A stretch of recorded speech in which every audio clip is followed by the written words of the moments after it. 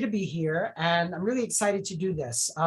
I've always wanted to actually have a shiur, a study session, just dealing with Chumash, just dealing with the Pentateuch, the 5 books of Moses, because frankly, whether you participate in Western culture or see yourself as rebelling against it, this collection of documents, and the Bible is a collection of documents. It's a number of different books of wide authorship. Some of it is very integral, some of it is semi-integral. Some of it has seams in it where you can see the seams.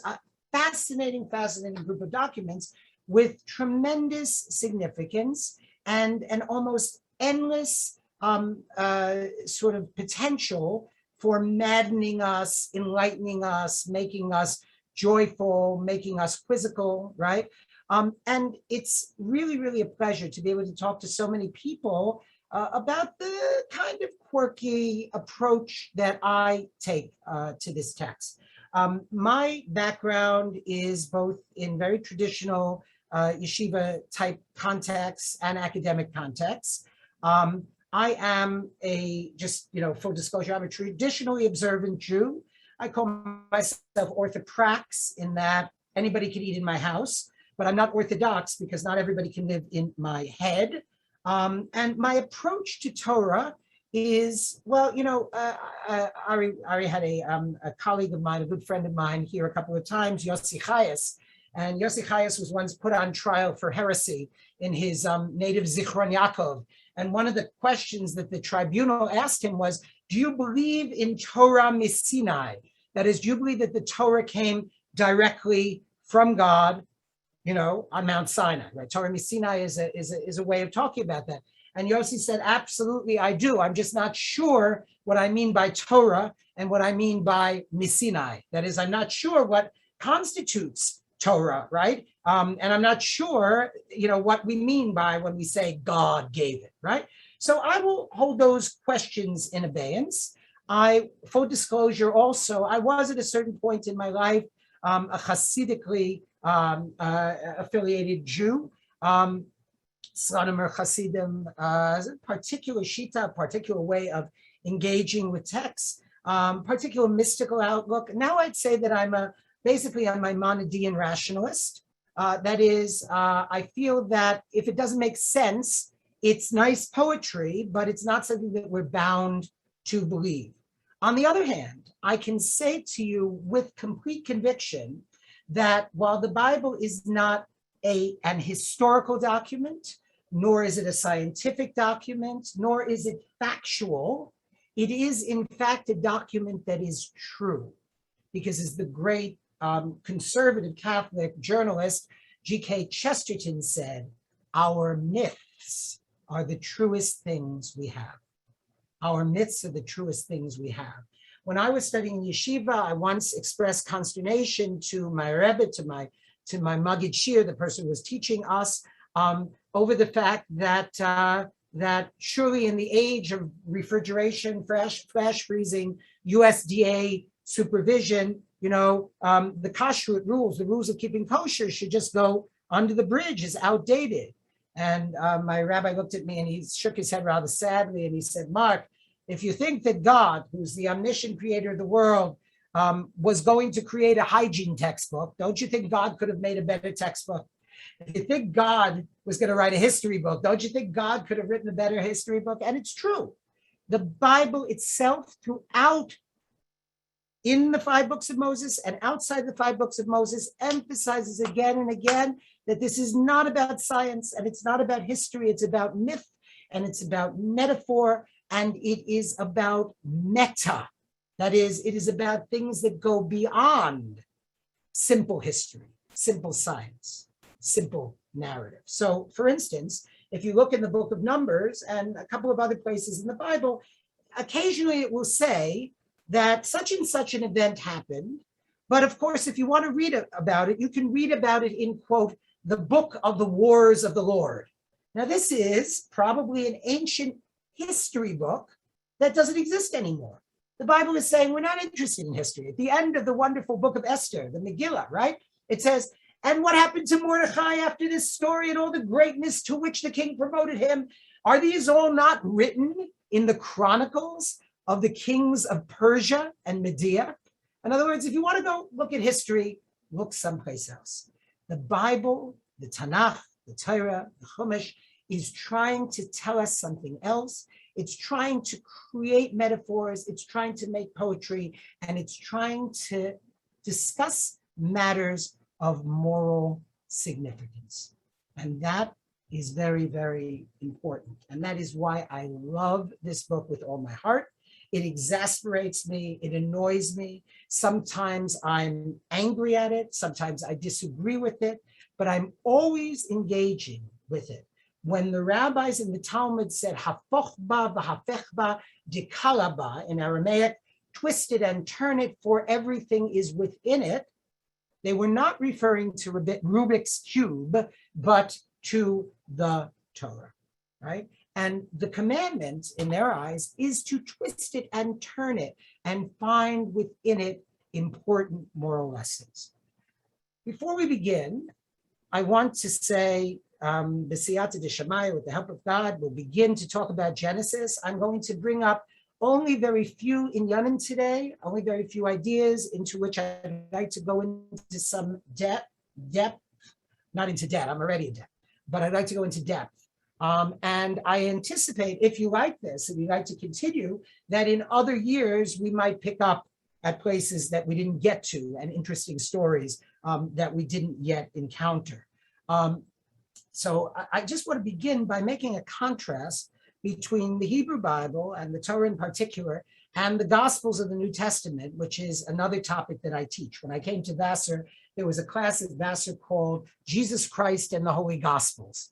And I renamed it something like 100 Gospels and the Confused, Conflicted Life of Jesus. Not to say that Jesus's life was confused and conflicted for himself, but it has caused much scholarly consternation over the years. And scholars are, all over the place about who this person was and what his teaching was. But what is clear is this: the Hebrew Bible is about reality as it is.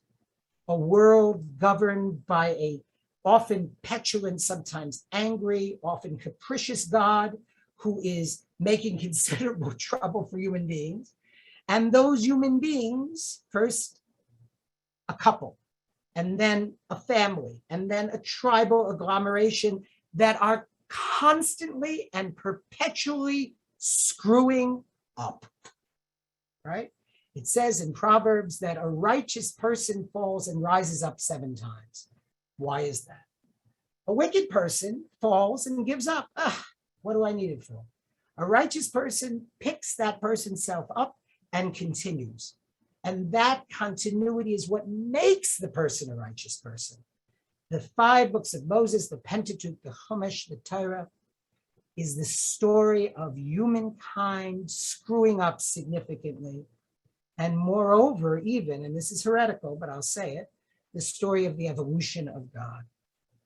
Because if we think of God as Haya, Hoveh, V'Hieh, right, that is God past, present, or future, who was, who is, whoever will be, world without end, amen, and we think of God as unchanging, there seems to be some basic contradiction in that. God is, in effect, as we'll discuss when we get to Exodus, God is a verb. God is in the stories as a character, changing and evolving. Okay, now, I don't want to think about these stories as history. I don't want to think about them as anything but what they are, which are exemplar of the real life that each of us lives and a way of thinking morally about the universe. Let's open the very first chapter of Genesis. Today, I started the very first chapter of Genesis with my Vassar students, and I brought in literally a crate of translations of the Bible. Tried to emphasize to them that there are hundreds and thousands of different ways of translating and interpreting, but that the closest we get to Hebrew with its triliteral roots and with its words that can perform double duty and are mirror images sometimes of themselves and other words. The closest we can get to that, the better off we are. So let's think of the very first verse of Genesis, BEREISHIT bara, right? Usually translated, following Jerome's Vulgate, in the beginning God created. But it doesn't say that. It says as follows: when God began to create the heavens and earth, the earth was tohu vavohu, right? And darkness over the face of Tehom, and a ruach Elohim blowing over the waters. And God said, let light be, and light was. Okay, now you'll notice I've left some terms untranslated, and I've translated the opening sentence in a way that's unexpected. Not in the beginning God created, but at the beginning of God's creation, or when God began to create. I think you will have noticed that the idea of creatio ex nihilo, that is creation from nothing, while it is a theological truth in Judaism, is not found in the text of Genesis. When the curtain opens on Genesis, creation is already in process. In fact, we see several things on the stage. At the beginning of God's creation of the heavens and the earth was without form and void. Tohu vavohu, we don't know what it means, but it seems in context to mean some kind of chaos. So you could say the earth was waste and wild, or it was a dark and stormy night, right? Or the earth was without form and void.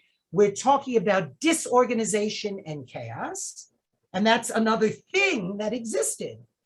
And darkness, so there's atmosphere, over the face of the deep. So there is water, and there is depth.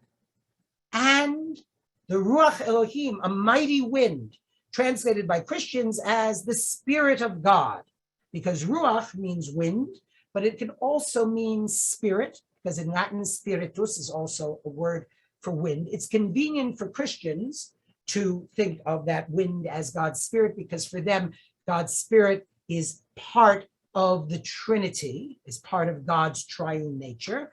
For us, it's a strong wind, maybe a strong divine wind, right, from before God. The Aramaic translation says a strong wind from before God, hovering over the waters. And God says, let light be, and light was. Now, what is being described here? It seems to me, by the way, this is the most dangerous phrase in all of Judaism. Maimonides, my great hero, the Rambam, Maimonides, not your Maimonides, okay? Maimonides, my great hero, uses it often, and you know you are in trouble when you have these words, 3 words, aval nir'eh li, but it seems to me, which means in spite of everything that everybody else in the tradition has said, right? So I'll say, not arrogating myself to a Maimonidean position, but as a follower of the Rambam, aval nir'eh li, it seems to me, what we're talking about here is a terrarium of things that have been created. So the one question that we want the answer to, which is, what happened in the beginning? Or how did God create in the beginning? We do not have the answer to. Open any Hebrew book, and it starts on page Bet. The Torah itself starts with the letter Bet. Kabbalistically, the letter Bet is open on one side. It's open on the side of the flow of the letters, and it's a B, Bet, not a B, Bet. And that dot in the Bet is you. You are here. Don't worry about God. God will take care of God's self. Don't fear what's below, right? Don't look back. Just look straight into the text. And when we look straight in the text, we don't know what happened in the beginning. This is highly significant. It means, among other things, that there are things that we don't know, and we should not arrogate ourselves just to think that we know because we know the Bible, we studied it with Professor Epstein or with Professor this or with Rabbi this or with Dr. this, that we know what happened. We don't. There are certain things that remain mysteries. But what's very interesting here is what does exist when we come onto the stage.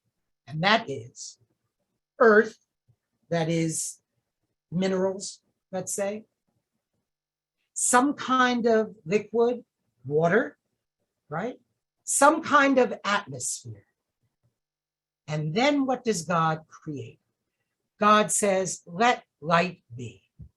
What might this light be? It's not the light of the sun or the moon. It's not the light of these ugly fluorescent bulbs that Vassar College, has provided me with. It is some kind of light that wasn't seen before or since. And the mystics say, or Zarua let Tzaddik, that's how we begin Kol Nidre, right? Just in a few days. Or Zarua let Tzaddik, light is sown, is produced, is planted for the righteous and for the upright of heart, joy. They say, or Ganuz let Tzaddikim la'atid lavo, which means the light that is conserved for the righteous in the time to come. Let's strip that statement of all its mystical religious elements. The righteous, the time to come, fine. But it's light that is conserved. Are you a physicist? Are you a chemist? Are you a scientist? What is conserved or conservable in a scientific outlook? Energy. The ancients imagined a universe like a terrarium with minerals and salts and maybe aminos, right? With liquid, with atmosphere being zapped with energy. And there you have what? A Big Bang. Genesis imagines a Big Bang. And to me, you want to talk about the secrets, the mysteries of Genesis, it's not such a secret, it's right there in the text, okay? It is a wonderful coming full circle, the idea that now we think of the universe as being created by an influx of energy, okay? So that's the first thing to think about, that this view of Genesis, of creation, is not a fairy tale, but it's a metaphor, a scientific metaphor, right? Or a proto-scientific metaphor, or a pseudo-scientific metaphor, however you want to put it.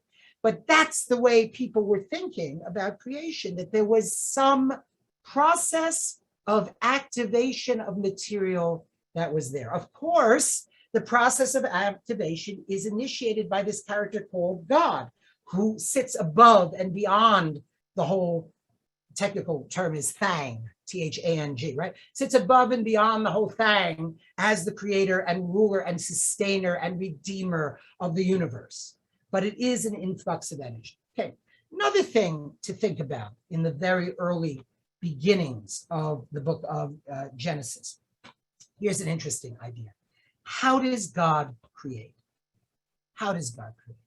Well, through maimarim, as we say, through ma'amarim, through words. Now, who wrote the Bible? You can say God wrote the Bible, Moses wrote the Bible, very nice, right? But who wrote down the Bible? Who wrote it down? Scribes. You could say Moses was the first scribe. Scribes. What is a scribe's profession? To write.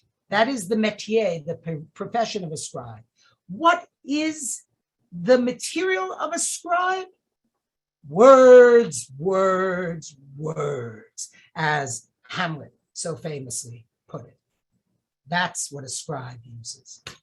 Imagine this. If the Bible were composed by farmers, agriculturalists, they would have had a farmer god seeding the fields with seed and the earth growing from the field like a plant. If it was written by animal husbandrists, I don't even know if there's such a word, they would have had the bull god impregnating the cow god, and from there the world being born. But the Bible was written by people whose stock in trade was words. And so they wrote a book in which they created, using words, a literary character called God, because whatever God is out there, right? That's God. I can't really talk about that, but what I can talk about is this literary character called Elohim, Adonai Elohim, in the text.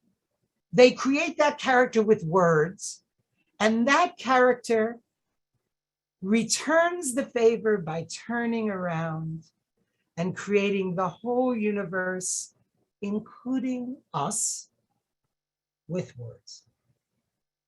It's a beautiful conceit. It is a stunningly self-referential way of thinking about creation, and it has therefore survived. If the Bible had been written by potters, they would have created pots that depicted the story of creation. They would have been long gone. The fields, the agricultural Bible, so-called writers, had sown with seeds of narrative would be long harvested. And the bull and cow god are, of course, no longer in history. But God as author remains. And that is, to me, as someone who rejoices in words, is highly wonderful and highly significant. Okay. Something you may or may not have noticed about the first chapters of Genesis is that there's not one story of Genesis. Genesis begins with this whole process of differentiation. First, everything is tohu vavohu. You like that effect? Tohu vavohu, okay? Everything is a mishmash. Everything is a dark and stormy night. Everything is chaos. Everything is waste and wild. Or as I told my students today, because I live on the pathway that leads to the athletic facilities, on Saturday nights at Vassar College, everyone is wasted and wild, okay? But the world is wasted and wild, and what happens is God sort of shakes it out, and things become binary oppositions: light and darkness, land and sea, trees and sky, birds and fish, etc., etc.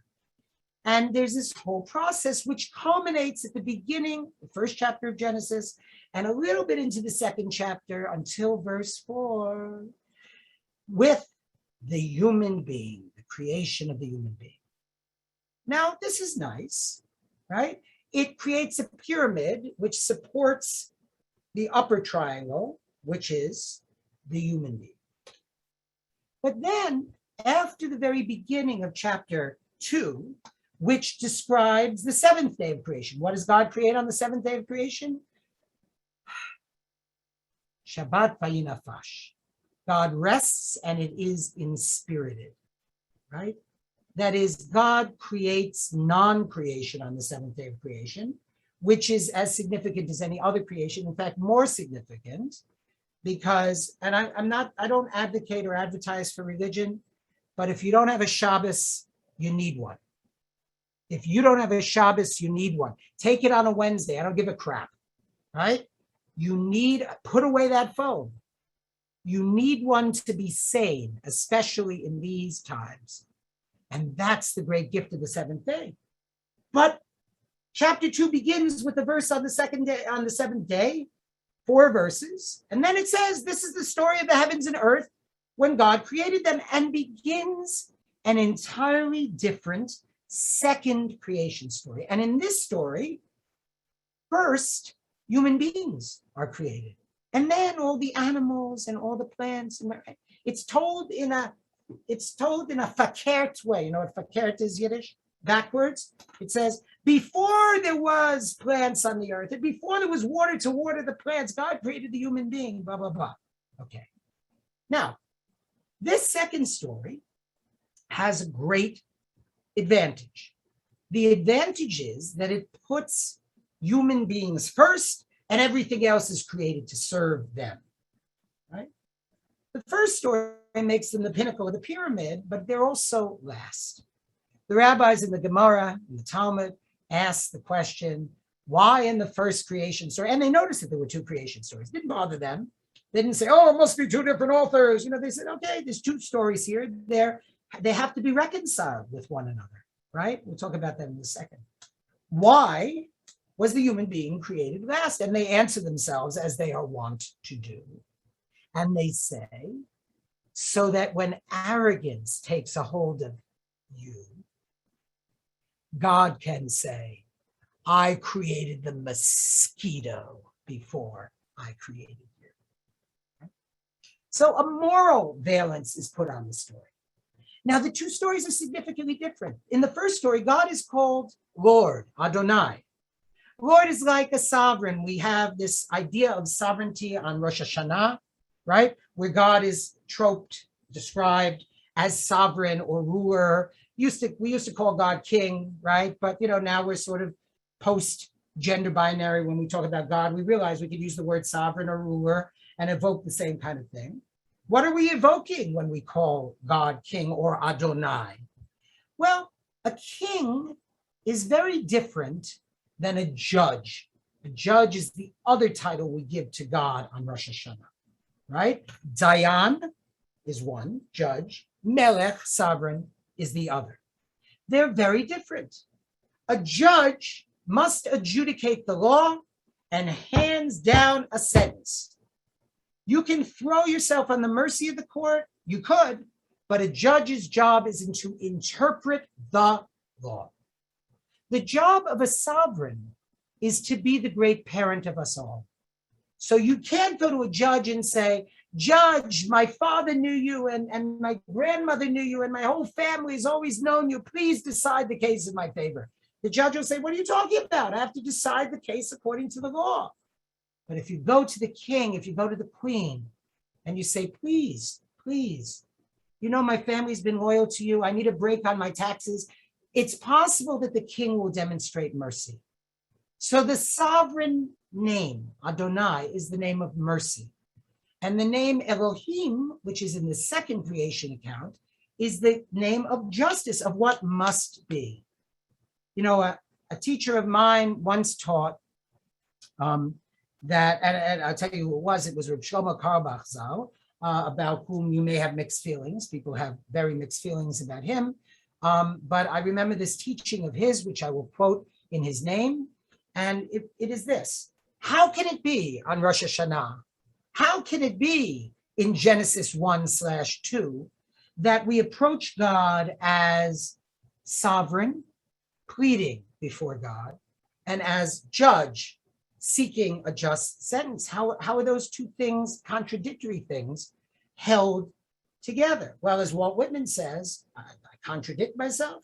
Do I contradict myself? You bet your ass I contradict myself. I don't think he said. I contain multitudes, he said, right? Well, the tradition, both in the Torah and in our Rosh Hashanah Yom Kippur, contain multitudes. And Shlomo used to say it's like this. He always had a love metaphor, as you may or may not know. He says, I'm on the train, the one train going up the Upper West Side of New York. If you travel to New York with Ari, you might be on the one train. Also, when there's no COVID, and or flooding in the subways. And I'm traveling up on the Upper West Side, and it's very crowded. And I look across the train, and I see someone across the train, and I mamish know in that moment that she's my beshert, that we are destined for each other, right? So what do? I get up to try to talk to her, but the doors open, the doors closed, 72nd Street, she's gone. I get off the train, I'm despondent. What do? Every day I go back to the same train at the same time, the same stop. I never see her. I'm getting really depressed, and I'm driving my car on Broadway, and I go through a light, and a cop stops me, hands me a summons, says, be in the courtroom on this date. I look at the date, it says 1st of Tishrei. I have to be in the courtroom on the 1st of Tishrei. I walk into the courtroom, despondent, my head held low, and I hear a voice, approach the bench. And I approach the bench, and the voice says, address the judge. And I raise my eyes, and there's the judge. It's the woman from the train. I love her. She loves me. How is she going to judge me harshly? So God is both judge, and God is both sovereign. And so too in Genesis.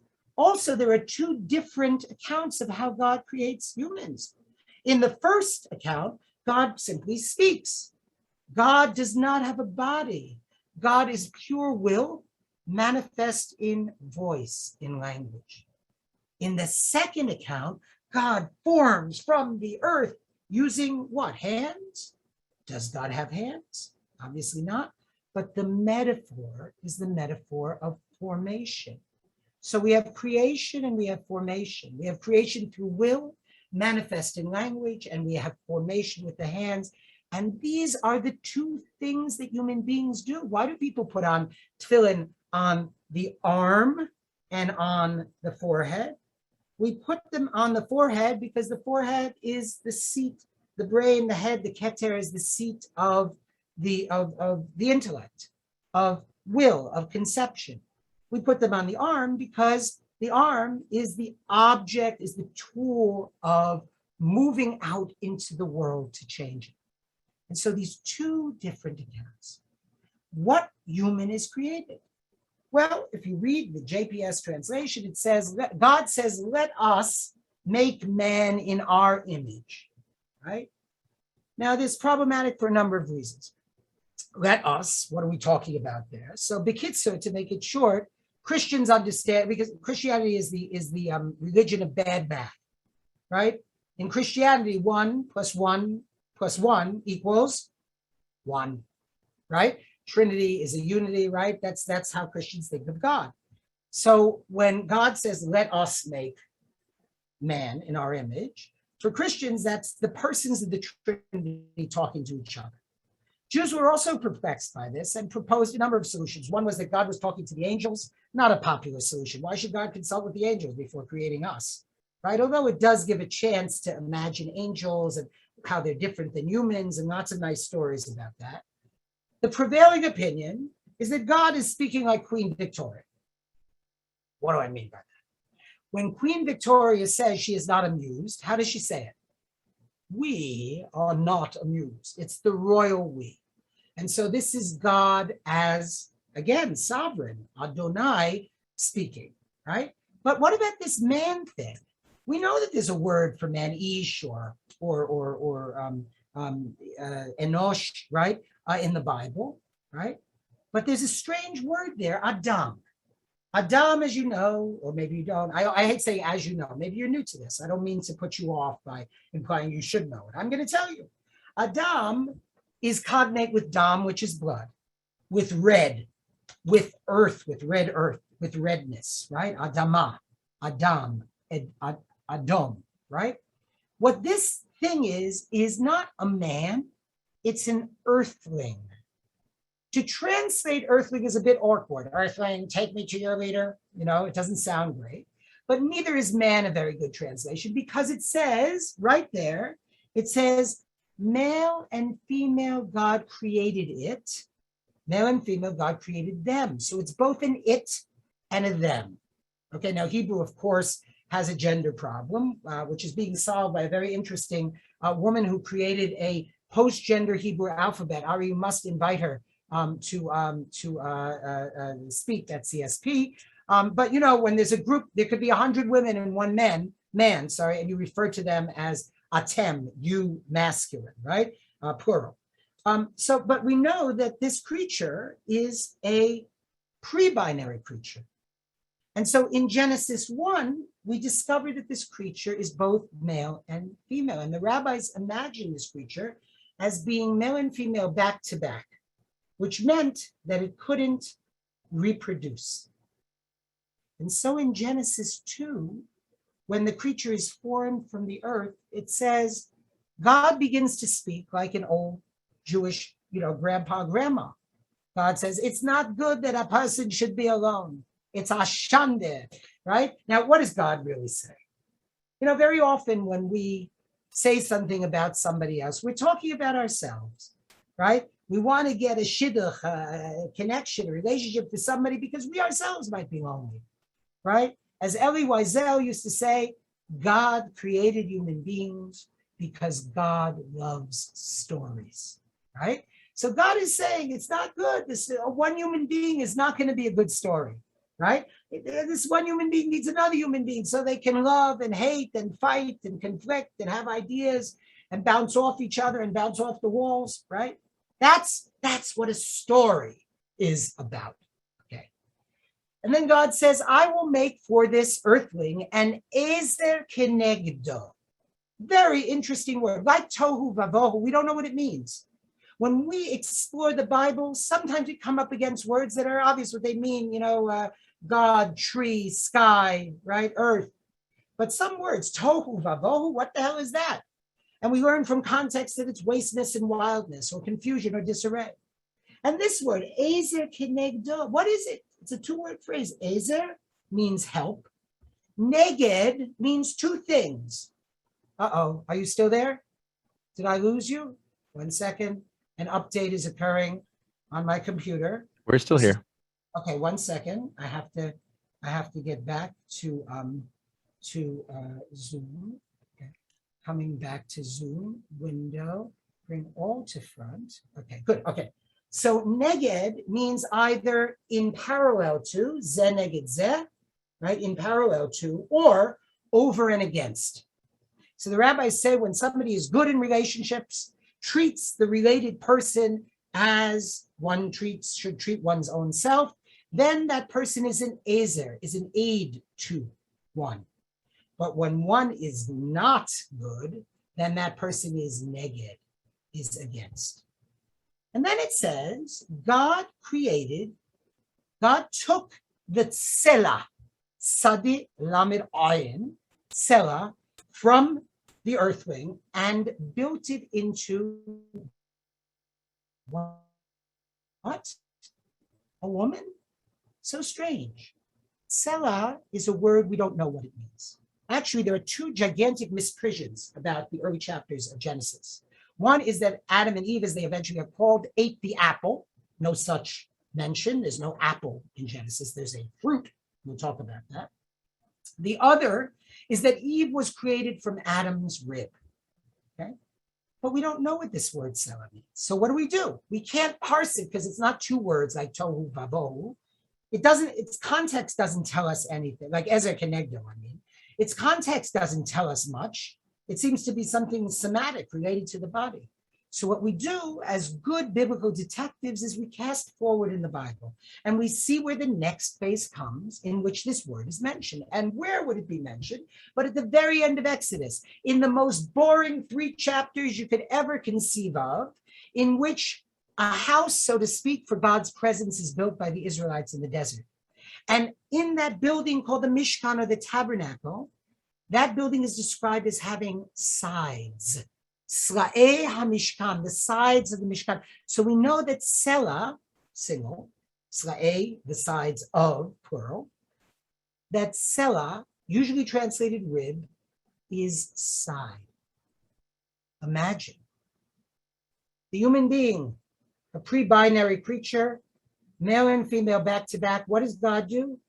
God takes the female side and brings it so it can face the male side. And now they can have intercourse, both conversational and sexual, right? Very important in relationships. If you have one without the other, you're in trouble.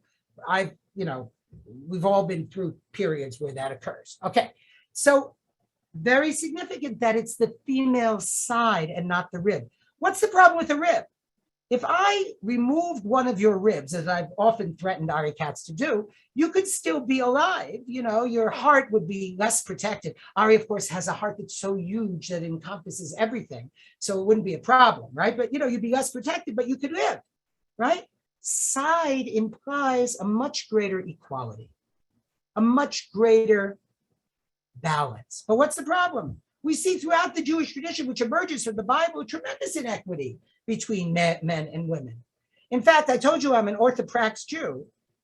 What do I mean by that is I don't think the way Orthodox Jews do. I do not think that the major qualification to be a rabbi, for instance, is that you need to have a penis, or the major qualification to be able to adjudicate Jewish law is that you must lack a vagina, right? I am an egalitarian in all things. So I am very observant. I'm just giving you this as an example, right? I'm very observant.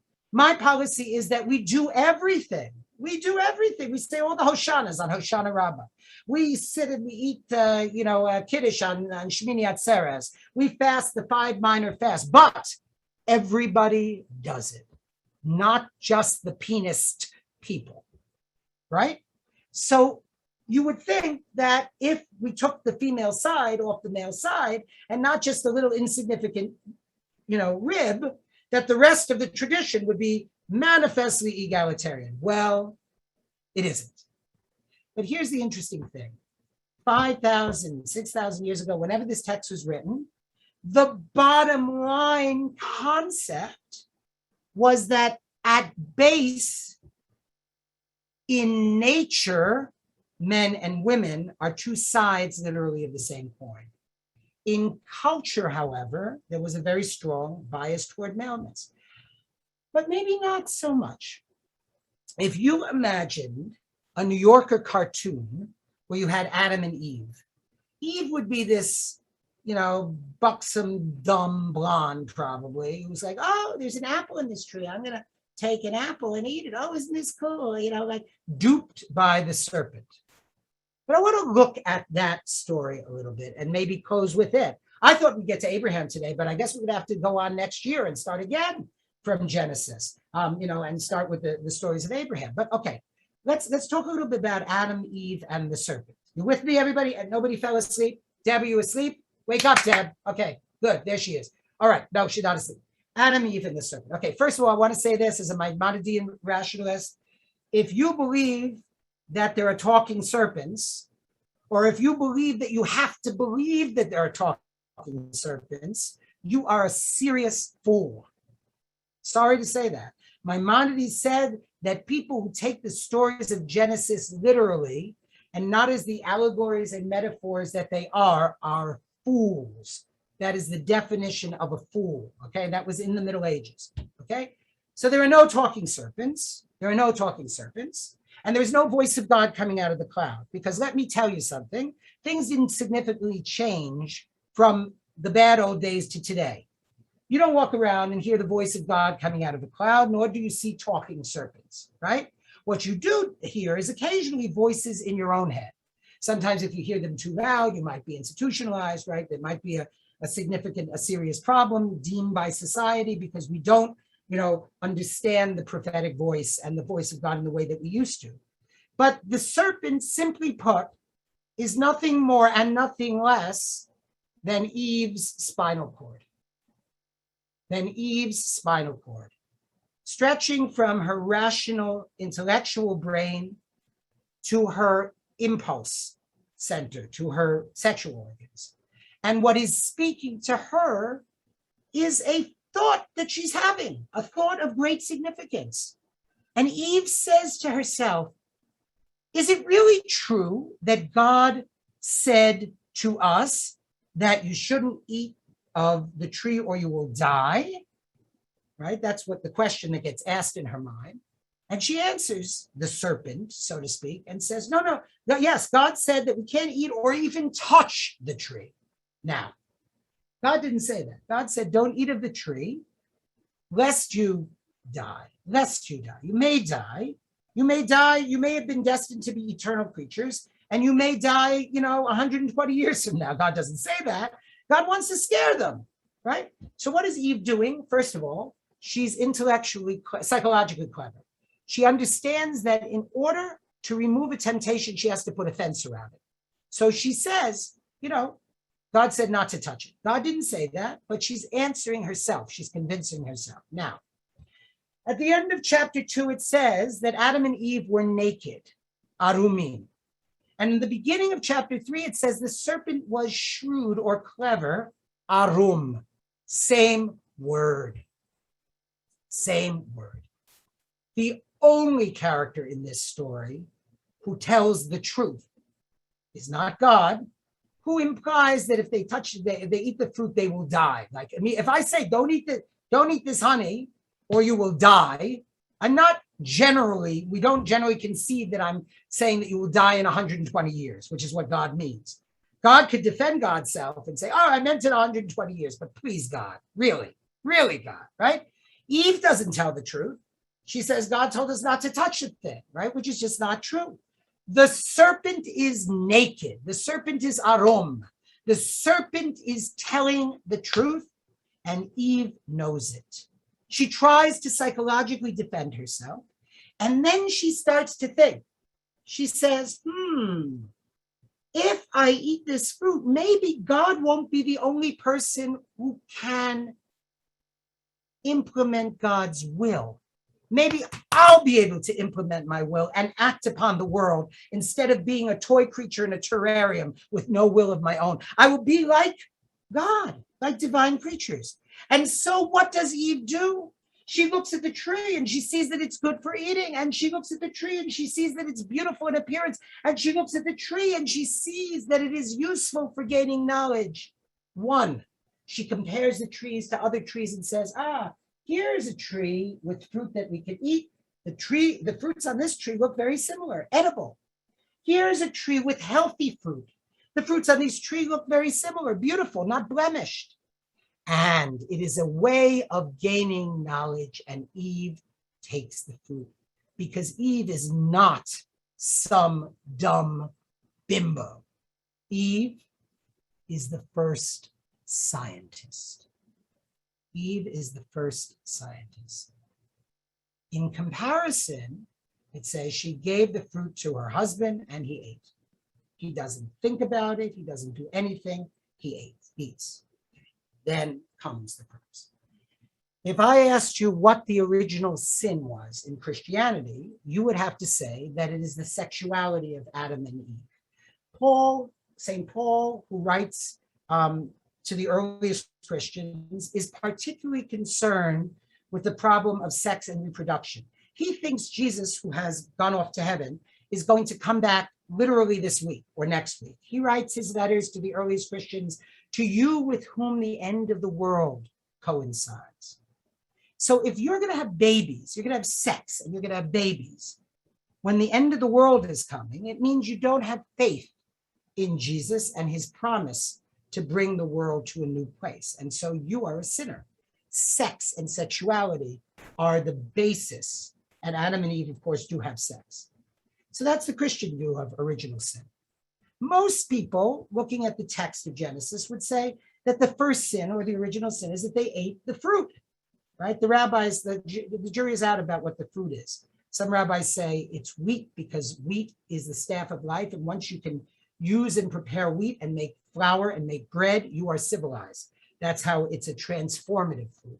Other rabbis say, no, it's grapes, right? The fruit was grapes because when grapes ferment, they're psychotropic, right? And you go into an altered state of consciousness. That's how the fruit transforms you into a being with different levels or layers of knowledge, right? But whatever the fruit was, they eat it. And that's the sin. They do something very bad.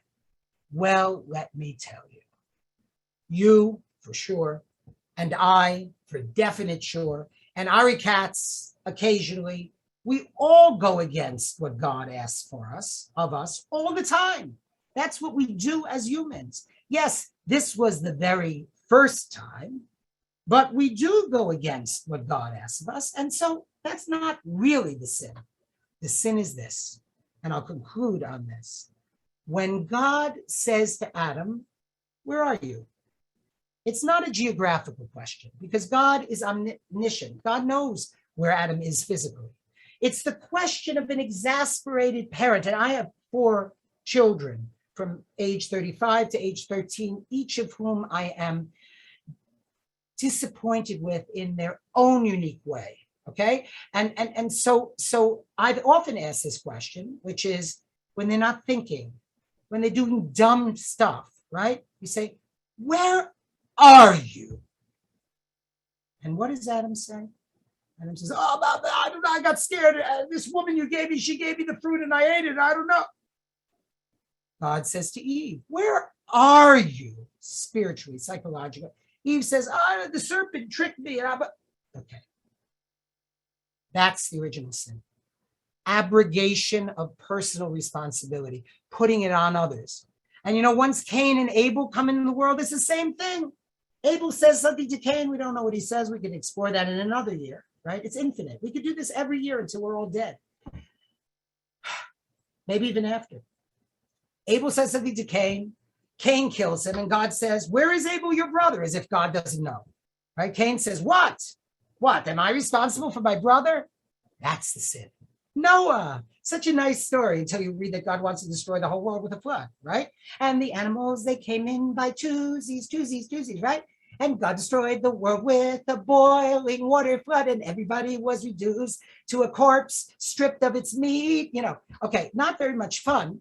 And God says to Noah, I'm going to destroy the world. So what does Noah say? Okay, you got a boat, right? Can I take my kids with me, right? Maybe we can have some animals so we get out, we'll have things to eat and we can put things in the zoo, Noah should have, the rabbi say, oh, he walked around for 100 years telling people to repent. That's rabbinical bullshit, right? Why do we make up rabbinical bullshit? Because we're uncomfortable. It says in the text, Noah was a righteous man in his generation. Rashi, the great medieval commentator, said, had he lived in the generation of Abraham, he would have been a criminal. What do you mean just to walk out of the room when there's a thermonuclear device planted in the room and you could diffuse it? You don't diffuse it, you just take the boat out? Crazy stuff. It's not until Abraham that God calls a human 10 generations after Noah, 20 generations after Adam, and says, Abraham. And Abraham answers the question the way Adam should have answered the question, by saying, Hineni, here I am. I know I am here. I know who I am, and I know with whom or what I am in relation.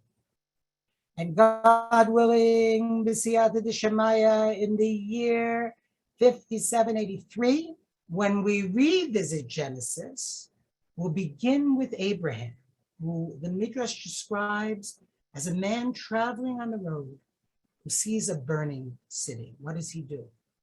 Now, here's the question with Abraham, and I'll leave you with this. Abraham's very good at responding to God.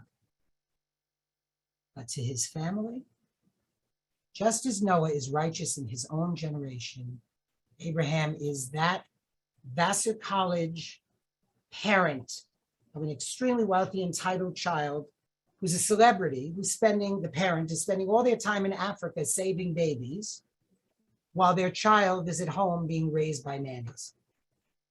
Abraham extends himself infinitely to the world, but he's willing to sacrifice his son, his only one, whom he loves, for a sadistic God who asks him to do something for which the answer should have been no.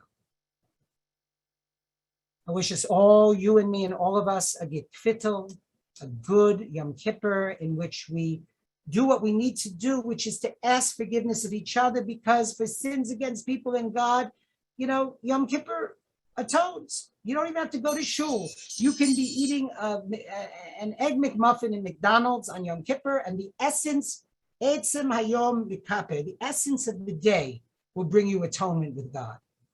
But what Yom Kippur doesn't atone for is your misconnections and miscommunications between yourself, your children, your friends, your parents. So I wish you the sweetest and healthiest and happiest of New Years. And I thank all of you for being here. And to Ari, I thank you, Ari, for being the most amazing educator and educator clearinghouse for Jews on the planet. Thank you. Thank you so much. Thank you. Thank you. Thank you. Before you go, there was a good question that I wanted to forward. Okay, I have to leave exactly at 3, but go ahead. Okay. Yes. Why is God in his names, or God's names or her names, Adonai and Elohim, why is it in plural in both cases? Because it's the plural of majesty, right? So a judge, there's no such thing as calling a judge an Eloha, right? Judge, even it says Vayofil if they're Elohim Bayom Hahu. A person shall appear before the judges. A judge is always seen as a tribunal of judges. In Judaism, there's not a single judge. So while God is not a trinity in Judaism, God is certainly an amalgam of a variety of attributes. So there is the Adonai, which is, it could mean my Lord. It's not, right? It might be Adoni. Right, it would be Adoni, right? It was my Lord, right? Adonai is they seem to be plural, but what they really betoken is a plethora of possibilities. Okay. Good comeback there. So tell people who Shaul, is it Shaul Bassi is, who they should look forward to. You must meet my friend Shaul Bassi. So I don't know if you know, but in Venice, which is my second home, because I'm the Director of the Beit Venezia, which is the Center for International Jewish Studies in Venice. That's my other hat. So one of my colleagues is at Ca' Foscari University. His name is Shaul Bassi. He is a native-born Venetian, and he is also one of the world experts on Shakespeare, and particularly on Shakespeare and the Jews. And Shaul Bassi will be joining us soon. I will give you all the details, and we hope that you will come and hear him because, first of all, he's a charming Italian. Who wouldn't want to talk to a charming Italian? He always wears black, turtlenecks. He can pull off that look. And he's really articulate and smart. And we're going to have a conversation where hopefully I will shut up for long enough for him to say some interesting things. And you have to go? Okay. Mark will be back also for a series in which we're going to be looking at 3 very interesting Jewish books, old books that are in a variety of locations, hidden away from the public view. But Mark has seen them, and we'll in each of the 3-part series, we'll look at one book, and Mark will show us the secrets of those books. So looking forward to have Mark back. We again wish you all a Shana Tova, a Gemar Chatima Tova, and a meaningful Yom Kippur, and yes, carb loading if you're eating carbs, and just drink water, that is. Amen. Take care. Nice to see you. Bye, everybody. Thank you for being with us today.